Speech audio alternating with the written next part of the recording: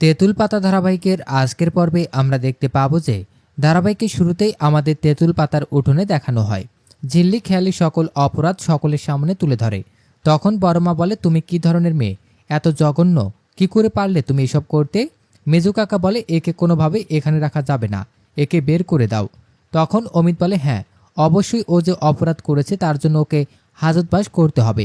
ঝিল্লি বলে, হ্যাঁ আমিও এটাই বলতে চাইছিলাম, তোমার কাছে দুটো অপশন আছে খেয়ালি, হয় তুমি রানাদাকে ডিভোর্স দেবে আর নয়তো জেল খাটবে। এখন তুমি ডিসাইড করো তুমি কি করবে। খেয়ালি বলে, কোনোভাবেই সে রানাকে ডিভোর্স দেবে না। এরপর অঞ্জু এসে ঝিল্লিকে বলে, তুমি ঠিক করার কে, খেয়ালি ডিভোর্স দেবে কিনা?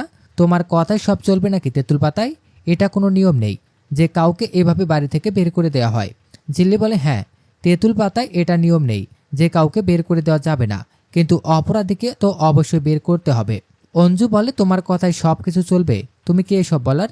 আমার মনে হয় না রানা খেয়ালিকে ডিভোর্স দেবে। এই বলে সে রানাকে জিজ্ঞেস করে। রানা বলে সে ডিভোর্স চায়। এরপর খেয়ালি ঝিল্লির দিকে আঙ্গুল তুলে কথা বলতে যায়।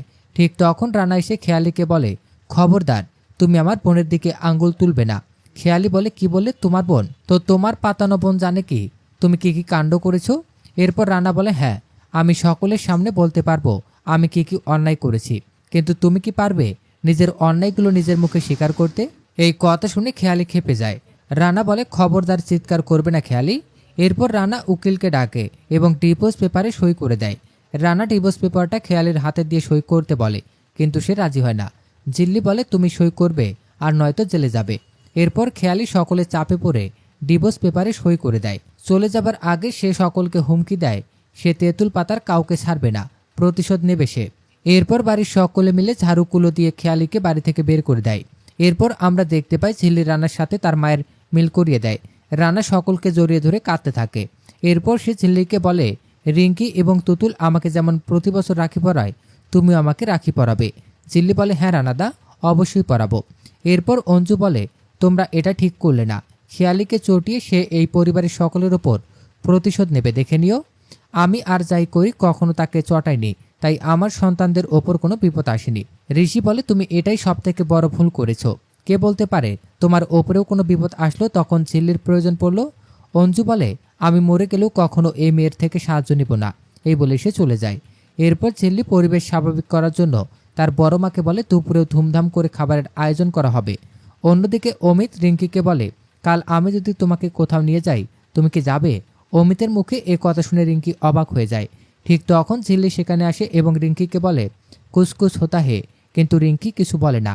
এরপর সে অমিতকে জিজ্ঞেস করে রিঙ্কিকে নিয়ে কোথায় যাবে, কিন্তু অমিত চুপ থাকে। পরবর্তী সিনে আমরা দেখতে পাই ঝিল্লি এবং তার বানর সেনারা ব্যালকনিতে আড্ডা দিচ্ছে। তারা বলতে থাকে অমিত রিঙ্কিকে নিয়ে ঠিক কোথায় যেতে পারে।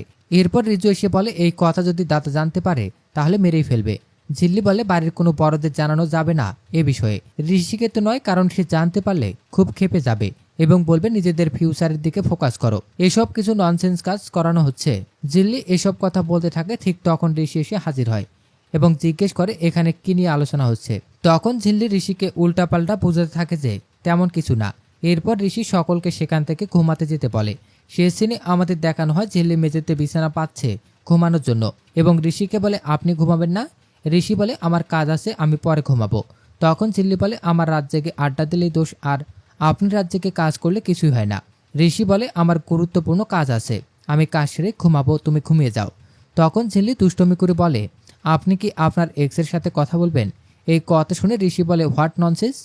ঝিল্লি ভয় পেয়ে ঘুমানোর অভিনয় করে, যা দেখে ঋষি মুচকি হাসে। তো দর্শক, এই ছিল তেঁতুল পাতা ধারাবাহিকের আজকের আপডেট। প্রতিদিনের আপডেট সবার আগে পেতে আমাদের চ্যানেলটি এখনই সাবস্ক্রাইব করুন।